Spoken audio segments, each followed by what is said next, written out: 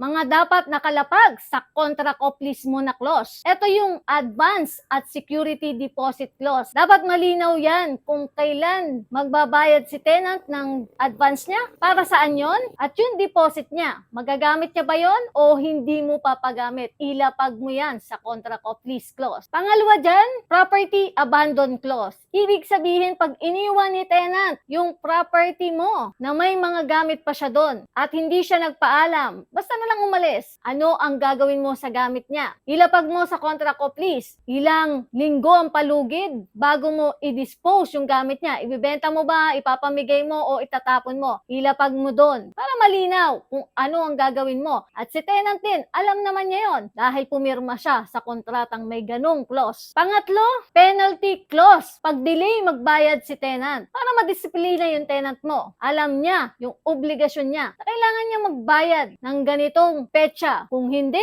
magkakaroon siya ng penalty. Ilagay mo rin yan sa clause ng contract of lease. House rules clause na naka-annex A. Napaka-importante yan ka landlord para magkaroon ng kapayapaan at kaayusan yung paupahan mo. Ilapag mo dyan lahat ng house rules mo at papirmahan mo yan kay tenant. Pabasa mo maigi sa kanya para naiintindihan niya na may rules dyan sa paupahan mo. At maging maayos din ang pamamalakad mo dyan. Utility payment at service. Sino bang magbabayad ng utility bills? Ikaw ba o si tenant? Ilagay mo yung clause dyan sa contract of lease para maayos ang usapan. At pag na-delay magbayad si tenant ng utility, anong mangyayari? Ilapag mo rin doon para maayos. Hindi ang gulo-gulo at napuputulan na kayo ng kuryente at tubig. Liquidated damages clause. Ito yung security deposit ni tenant. Ano ba yon? Liquidated ba yon? Ibig sabihin, hindi na may ibabalik kay tenant kasi hindi niya tinapos ang kontrata. Kung yan yung gusto mo na nakalagay sa kontrata mo, ilapag mo yan. Para malinaw kay tenant na hindi niya tinapos yung kontrata,